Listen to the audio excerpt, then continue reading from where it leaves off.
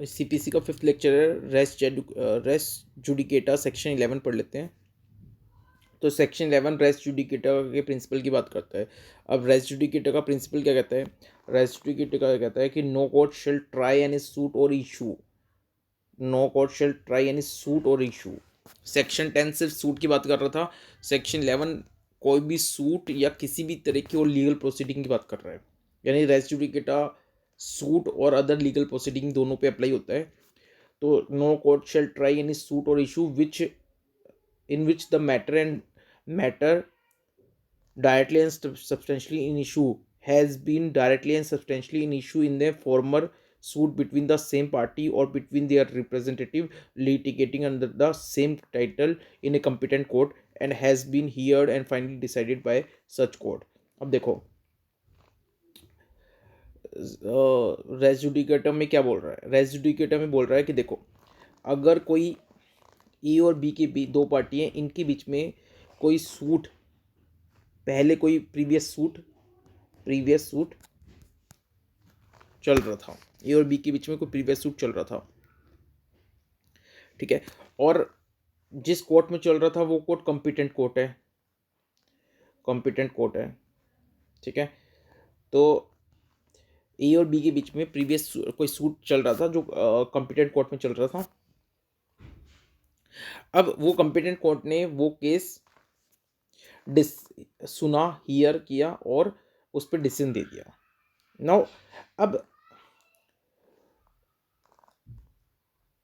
इन्हीं पार्टी के बीच में या इनके रिप्रेजेंटेटिव के बीच में सेम कैपेसिटी में या सेम टाइटल के अंदर वही केस दोबारा नहीं चल सकता। यानी उसी केस पे, सेम केस पे जो ए और बी के बीच में ऑलरेडी डिसाइड हो चुका है, सेम केस ना तो ए और बी के बीच में ना इनके रिप्रेजेंटेटिव बीच में दोबारा से ट्राई किया जा सकता है, प्रोवाइडेड सब्जेक्ट मैटर सेम हो, जो पार्टी हैं वो सेम है और या उनके रिप्रेजेंटेटिव हैं, and they are litigating under the same title, मतलब पहले भी ए और बीच में एज ए लैंडलॉर्ड और टेनेंट को लेके डिस्प्यूट था और बाद वाले केस में भी दोनों एज ए लैंडलॉर्ड और टेनेंट ही फाइट कर रहे हैं। तो इसको बोलते हैं सेम टाइटल। मतलब पहले वाले केस में ए लैंडलॉर्ड था और बी टेनेंट था, और दूसरे वाले केस में भी ए लैंडलॉर्ड है और बी टेनेंट है, तो दोनों का टाइटल दोनों केस में क्या है? सेम है। तो अगर कोई पहले केस डिसाइड हो चुका है, प्रीवियसली डिसाइड हो चुका है, तो वही केस उन्हीं पार्टी के बीच में, उनके रिप्रेजेंटेटिव बीच में who are litigating under the same title, दोबारा न्यू केस ट्राई नहीं किया जा सकता, ठीक है। ये रेस जुडिकेटर का प्रिंसिपल है। बट जो जिस कोर्ट ने प्रीवियसली डिसीजन दिया था वो कॉम्पिटेंट कोर्ट होना चाहिए। बस इतना ही बोलते। अब सेक्शन 11 में कुछ 8 एक्सप्लेनेशन दे रखी हैं, वो देख लेते हैं।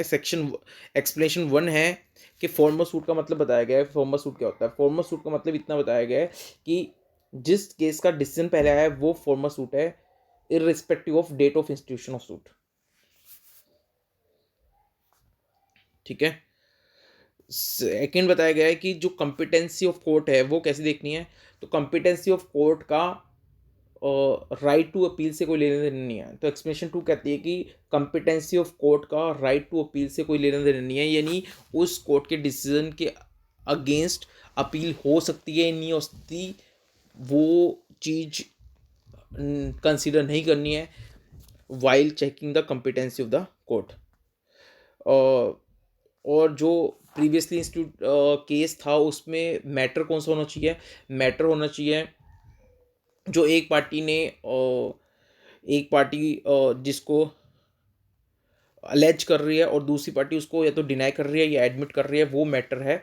और वो मैटर सेकंड, अगर प्रीवियस सूट में डिसाइड हो चुका है तो वो सब्सिक्वेंट सूट में अगर वही मैटर है तो रेस जुडिकेटर लग जाएगा। और एक्सप्लेनेशन 4 बात करता है कंस्ट्रक्टिव रेस जुडिकेटर की। एक्सप्लेनेशन 4 यही बोलता है कि अगर कोई डिफेंस या कोई ground of attack previous suit में हो सकता था, लेकिन आपने वो ग्राउंड ऑफ अटैक या ग्राउंड ऑफ डिफेंस नहीं बनाया प्रीवियस सूट में, तो फिर वो बाद वाले सूट में आप उस चीज़ को नहीं उठा सकते हो। This is constructive res judicata. Explanation 5,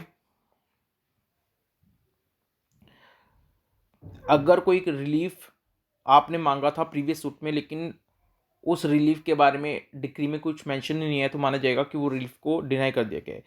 explanation 6 कहता है कि रेस जुडिकेटा रिप्रेजेंटेटिव सूट पे भी एप्लीकेबल होगा। रिप्रेजेंटेटिव सूट आप पढ़ोगे ऑर्डर 8 में, मतलब उसमें रिप्रेजेंटेटिव सूट का मतलब है कि अगर कोई पर्सन, एक या दो पर्सन मिलके खुद और दूसरों के बिहाफ पे कोई केस करते हैं या केस लड़ते हैं, तो उसका इसका डिसीजन सबके ऊपर एप्लीकेबल है जो उसमें इंटरेस्टेड पार्टी है, चाहे उनका नाम ऑन रिकॉर्ड केस पे है या नहीं है। ठीक है, तो रिप्रेजेंटेटिव सूट के ऊपर एक्सप्लेनेशन 6 रेस जुडिकेटर का प्रिंसिपल लगता है। एक्सप्लेनेशन 8 कह रही है कि एग्जीक्यूशन प्रोसीडिंग में भी रेस जुडिकेटर एप्लीकेबल है। और एक्सप्लेनेशन 8 कह रही है कि अगर जिसने पहले प्रीवियस सूट जिस कोर्ट ने डिसाइड किया है, अगर वो कॉम्पिटेंट कोर्ट था but competent court of limited jurisdiction था, तो वो कॉम्पिटेंट कोर्ट माना जाएगा। मतलब ये है कि अगर सपोज करो, अगर previous suit court of competent court ने डिसाइड किया है, बट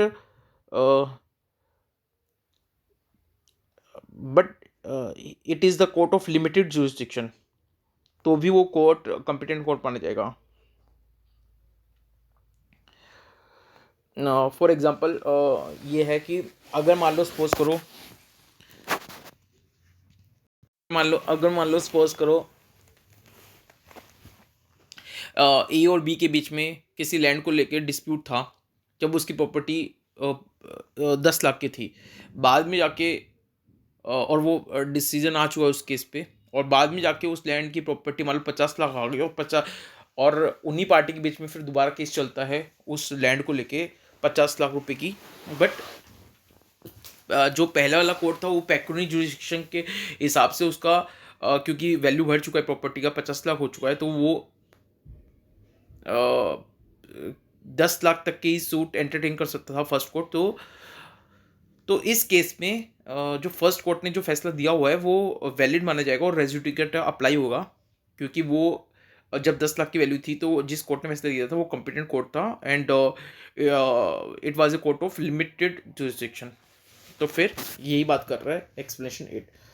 नाउ सेक्शन 11 किस प्रिंसिपल बेस है? सेक्शन 11 बेस है कि one person should not be vexed twice for the same cause and there should be an end to litigation.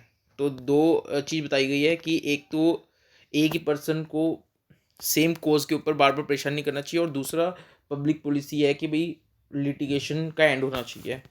ठीक है, तो ये एक लैटिन लीगल मैक्सिम भी है इसके ऊपर, सेक्शन 11 के ऊपर। नीमो डेबिट बिस वैक्सेरी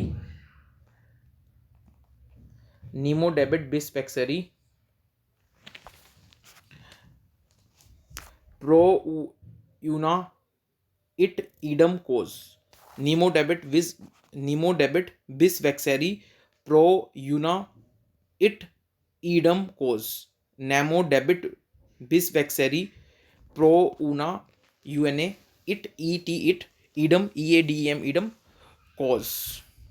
तो nemo debet bis vexari pro una et eadem causa. No man should be vexed twice for the same cause. तो जो रेस जुडिकेटा है उसका जो ओरिजिन है वो इंडिया से ही था, इंडिया में ही है। तो इंडिया में एक बृहस्पति स्मृति है, उसमें बताया गया है कि if a person who has been defeated in a suit according to law files his plaint once again, he must be told that he has been defeated already. This is called the plea of prang न्याय।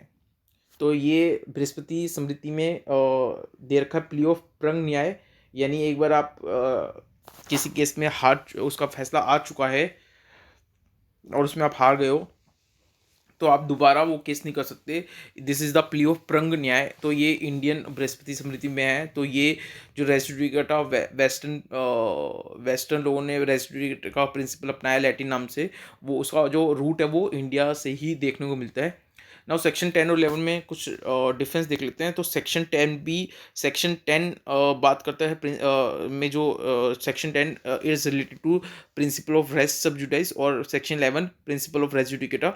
Section 10 और 11 दोनों ही stay of suit की बात करते हैं। Section 10 कहता है कि अगर कोई ऑलरेडी सूट चल रहा है between the same party and they are litigating under the same title, तो कोई प्रीवियस सूट चल रहा है सेम सब्जेक्ट मैटर के ऊपर, दूसरा सूट का ट्रायल नहीं हो सकता। और सेक्शन 11 कहता है कि अगर एक suit already between the same party or between their representative already decide हो गया है, तो वही सूट अगर वही पार्टी के बीच में सेम टाइटल के अंदर अगर वो लड़ते हैं तो it will not be tried. ठीक है। और ऑब्वियसली सेक्शन 10-11 में दोनों में बात हुई है कि कॉम्पिटेंट कोर्ट ने ही फैसला दिया हो प्रीवियस सूट में। नो सूट का मतलब क्या होता है, तो सेक्शन 26 ने बताया कि सूट का मतलब होता है कि जो भी प्लेंट प्रेजेंट करने से जो प्रोसीडिंग्स शुरू होती हैं दैट इज सूट। और कई सारे एक्ट में जो एप्लीकेशन उनको भी सूट माना है। अब सेक्शन 10 तो ओनली सूट की बात कर रहा था, सेक्शन 11 सूट और अदर लीगल प्रोसीडिंग दोनों पे एप्लीकेबल होता है। ठीक है। तो section 11 is not limited to only suits. ठीक है। Its application is can be extended to other judicial proceedings. अब देखो 5 कंडीशन है रेस जुडिकेटर की। ठीक है। कंडीशन नंबर 1 है कि जो matter directly and substantially in issue in the subsequent suit must be the same which was directly and substantially in issue either actually or constructively in the former suit। तो वो ये कह रहा है condition 1 कि जो मैटर सब्सिक्वेंट सूट में है वो सारा matter directly and substantially in issue था प्रीवियस सूट में। ठीक है। कंडीशन 2 कह रहा है कि जो फॉर्मर सूट है और सब्सिक्वेंट सूट है वो दोनों बिटवीन सेम पार्टी है या उनके रिप्रेजेंटेटिव के बीच में है। थर्ड कंडीशन है कि they are fighting in both the cases under same title. और फोर्थ कंडीशन है जिस कोर्ट ने पहला सूट डिसाइड किया है it must be competent to decide the subsequent suit also. ठीक है। तो जिस कोर्ट ने पहला सूट डिसाइड किया है he should be competent court to decide the subsequent suit also। ठीक है। नाउ और कंडीशन 5 बताता है कि जो matter directly and substantially in issue था सब्सिक्वेंट सूट में वो ऑलरेडी प्रीवियस फॉर्मर सूट में सुना जा चुका है और उस पर डिसीजन आ चुका है। ठीक है। और कंडीशन 1 को डिटेल में देख लेते हैं। Matter directly and substantially in issue, तो ये बताता है to constitute a matter res judicata it is essential that it must have been directly and substantially in issue as distinguished from collaterally and incidental in issue in former suit। यानी इसका मतलब अगर previous suit में कोई matter decide हो चुका है और वो ही मैटर कैसा है जो directly and substantially subsequent suit में है, तो वहाँ पे रेस जुडिकेटा एप्लीकेबल होगा।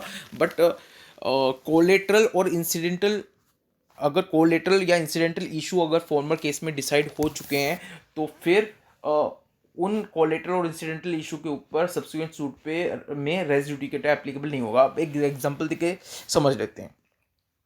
एक एग्जांपल देखिए ये है कि अगर सपोज करो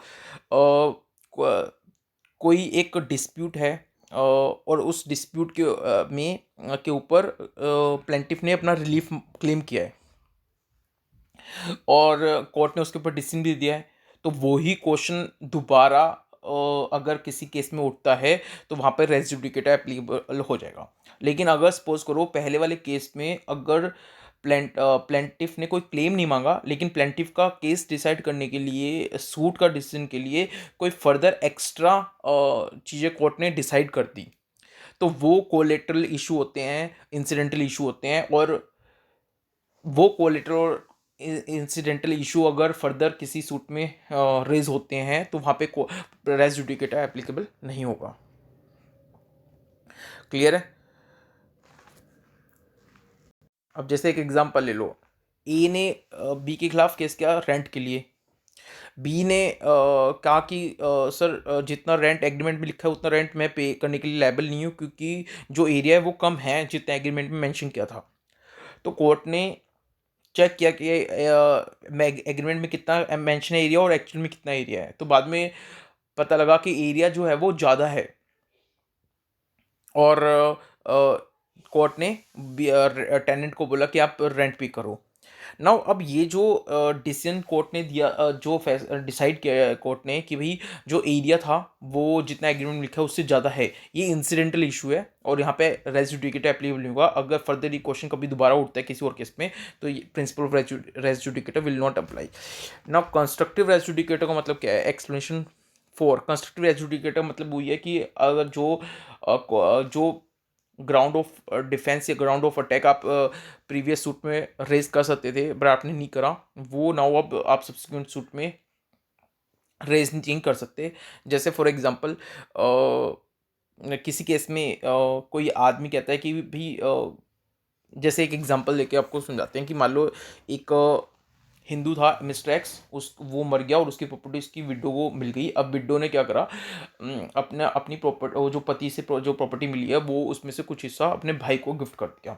नाउ अब अचानक से ए आ गया और उस विडो की डेथ हो गई सपोज, ठीक है। मतलब पहले हस्बैंड मर गया तो विडो को प्रॉपर्टी मिल गई, विडो ने प्रॉपर्टी में से कुछ हिस्सा अपने भाई को गिफ्ट कर दिया, फिर विडो भी मर गई। फिर अचानक से ए आ गया और ये अब आके कहता है कि कोर्ट को कि जो मैं और मिस्टर एक्स, उस विडो का हस्बैंड यानी एक्स और मैं एज ए हम दोनों जॉइंट फैमिली के मेंबर हैं और मेरा भी राइट ऑफ सर्वाइवरशिप के अकॉर्डिंग इस प्रॉपर्टी पे राइट है। और कोर्ट ने देखा और कहा कि भाई आपका कोई राइट ऑफ सर्वाइवरशिप नहीं है, आप जॉइंट फैमिली मतलब you are right of survivorship does not exist. और बोला कि ए और जो एक्स थे वो और आप मिस्टर ए दोनों सेपरेट पर्सन हो, तुम आप के पास राइट ऑफ सर्वाइवरशिप नहीं एग्जिस्ट करता, you are from different family member. तो कोर्ट ने ये इशू डिसाइड कर दिया। बाद में ये क्या करता है, ये आता है और कहता है कि सर मेरे पास रिजर्वियर रिवीज रिवी रिवर्सनरी हायर का राइट है। रिवर्सनरी REVERSIONARY रिवर्सनरी हायर का राइट है। और रिवर्सनरी हायर का मतलब क्या होता है कि अगर मान लो मैं रिवर्सनरी हायर हूँ किसी पर्सन का, तो इसका मतलब ये होता है कि अगर मेरे मेरे मिस्टर ए कोई आदमी है, अगर मैं उसका रिवर्सनरी हायर हूँ तो उसमें क्या होगा, अगर मिस्टर ए ने अपनी प्रॉपर्टी किसी को मिस्टर बी को दे दी तो, और मिस्टर ए मर गए और अब मिस्टर बी भी मर गए, तो मिस्टर बी के मरने के बाद वो प्रॉपर्टी वापस मेरे पास अब वापस आ जाएगी एज ए रिवर्सनरी राइट। तो यहाँ पे जो मिस्टर ए थे इस एग्जांपल में, इन्होंने फिर बाद में केस करा कि वो मिस्टर एक्स के रिवर्सनरी हायर हैं और मिस्टर एक्स की जो प्रॉपर्टी है पहले उनकी विडो के पास चली गई, पर वो उसकी लाइफ टाइम की इंजॉयमेंट के लिए थी। अब विडो के बाद वो प्रॉपर्टी रिवर्ट बैक होके वापस मिस्टर एक्स को या उसके रिवर्सनरी हायर को मिलनी चाहिए। तो मैं रिवर्सनरी हायर हूँ एक्स का, तो मुझे मिल जानी चाहिए।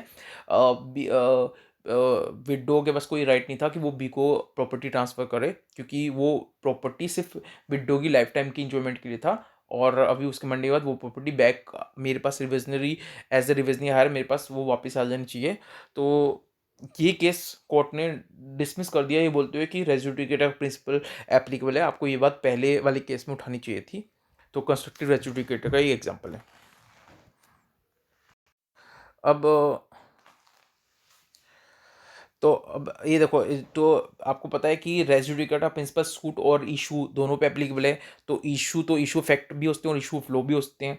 तो इशू ऑफ लॉ पे भी रेस जुडिकाटा एप्लीकेबल है, यानी अगर आप कोई लॉ का पॉइंट उठा सकते थे बट आपने नहीं उठाया तो principle of res judicata applicable हो जाएगा। ठीक है।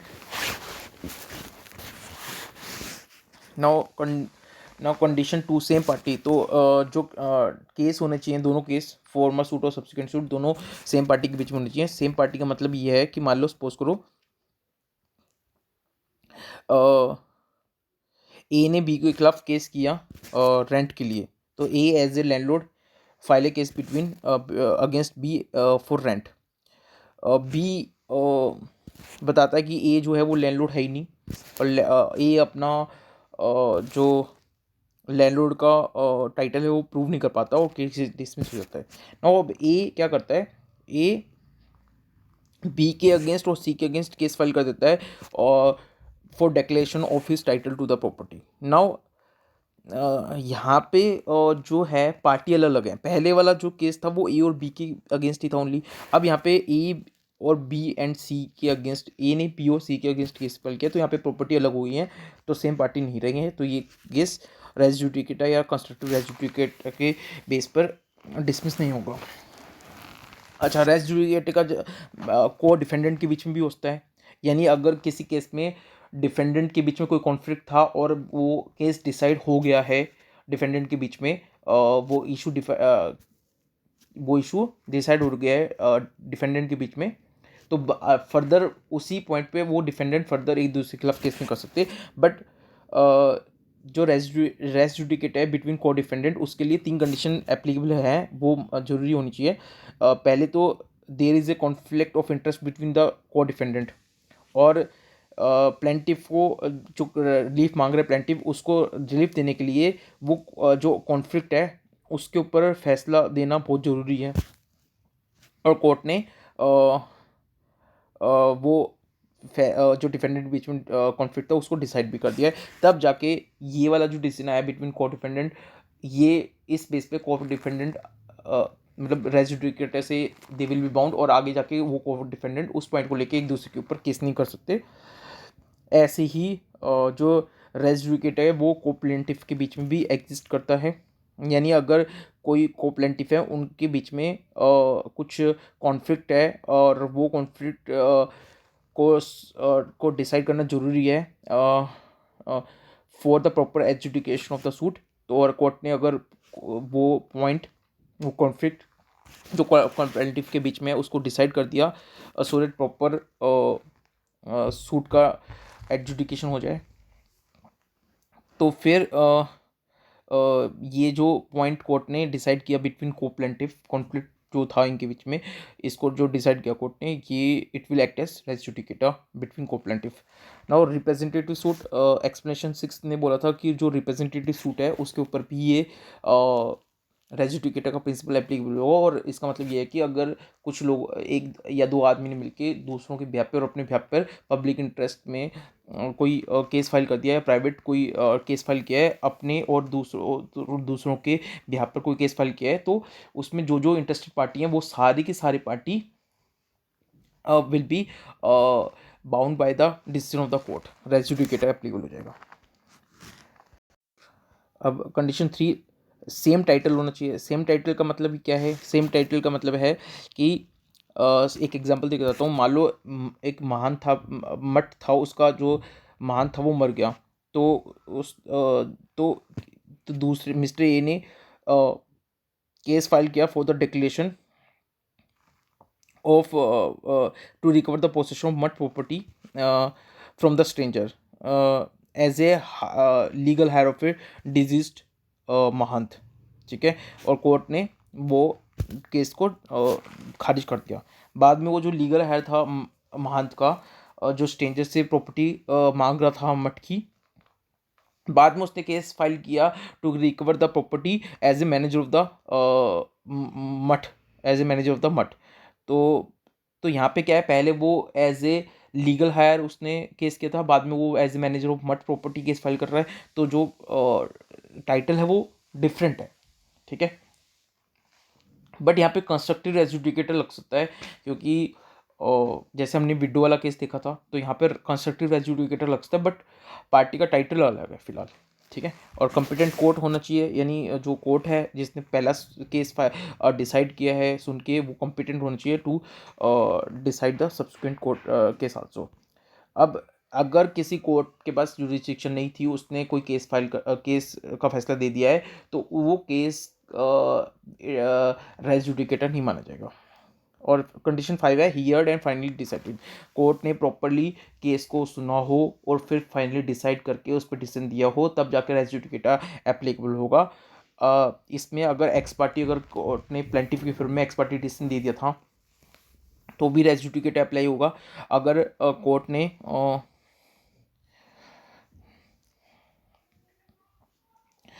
ने एक्स पार्टी केस को डिस्पोज ऑफ कर दिया था, तो भी मतलब एक्स पार्टी मतलब वही प्लेंटिफ को रिलीफ देता है एक्स पार्टी, तो भी रेस जुडिकेटा अप्लाई होगा। और अगर कोई पार्टी एविडेंस नहीं ला पाया अपना, और फिर उसके बेस पे कोर्ट ने डिसमिस कर दिया केस को for the lack of evidence, तो प्लेंटिफ यानी लैक ऑफ एविडेंस के बेस पे कोर्ट ने उसको डिसमिस कर दिया, तो भी ये रेस जुडिकेटा है अप्लाई होगा, क्योंकि इसको दोनों केस में को माना जाएगा कि कोर्ट ने उनको सुना और फाइनली अपना डिसीजन दिया, ठीक है। लेकिन हियर एंड फाइनली डिसाइडेड कब नहीं माना जाएगा? अगर मान लो जुरिस्डिक्शन नहीं बनता और कोर्ट ने फिर रिजेक्ट कर दिया केस जुरिस्डिक्शन के केस पे, तो यहाँ पे तो कोई कोर्ट ने कुछ सुना ही नहीं ना, तो हियर एंड फाइनली डिसाइडेड नहीं माना जाएगा। या किसी को सिक्योरिटी देने के लिए बोला था और उसने प्लेंटिफ ने सिक्योरिटी नहीं दी, तो failure to furnish the security, तो कोर्ट ने सुनी नहीं आगे बात, तो हियर एंड फाइनली डिसाइडेड नहीं माना जाएगा। या प्लेंटिफ अपील नहीं हुआ टाइम पे और कोर्ट ने डिसमिस कर दिया केस, तो कोर्ट ने डिस्प्यूट तो सुना ही नहीं, तो हियर एंड फाइनली डिसाइडेड नहीं माना जाएगा, ठीक है। नाउ अब एक एग्जांपल देख लेते हैं हियर एंड फाइनली डिसाइडेड के ऊपर। प्लेंटिफ ने एज ए टेनेंट अपने प्लेंटिफ ने एज ए लैंडलॉर्ड अपने टेनेंट पे केस किया कि मुझे प्रॉपर्टी पोसेशन दिलवाओ। कोर्ट ने केस डिसाइड किया और बताया कि लैंडलॉर्ड ने टेनेंट को प्रॉपर नोटिस नहीं दिया था, इसलिए पोसेशन लैंडलॉर्ड को नहीं मिलेगा और पोसेशन टेनेंट के पास ही रहेगा। और टेनेंट को बोला कि आप ने जो पहले पिछले 3 साल प्रॉपर्टी यूज़ कर चुके हो आप इसकी लैंडलॉर्ड की, वो उसका रेंट आप दीजिए। तो ये डिसीजन हो गया। नाउ अब फर्दर कुछ दिन के बाद लैंडलॉर्ड ने दोबारा से केस फाइल किया टेनेंट के ऊपर for the recovery of possession of property plus में मैसने प्रॉफिट। तो कोर्ट ने बोला कि ये ऑलरेडी ये वाला जो इशू है, ये ऑलरेडी प्रीवियस केस में सुना जा चुका है और फाइनली डिसाइड हो चुका है। और कोर्ट ने ये बताया था प्रीवियस केस में कि भाई जो लैंडलॉर्ड है उसने प्रॉपर नोटिस नहीं दिया था एज़ पर एग्रीमेंट, तो एज़ पर एग्रीमेंट उसको 4 या 5 महीने का जो भी नोटिस देना था एज़ पर एग्रीमेंट वो नहीं दिया था उसने, और इसलिए जो पोसेशन है उस पर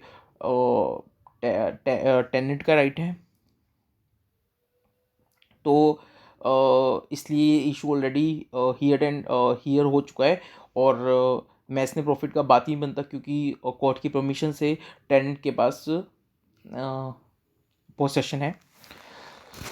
तो ये केस था हियर एंड फाइनली डिसाइडेड का पॉइंट। अब नेक्स्ट रेस जुडिकेटर के ऊपर ही कुछ और बात करेंगे नेक्स्ट क्लास में।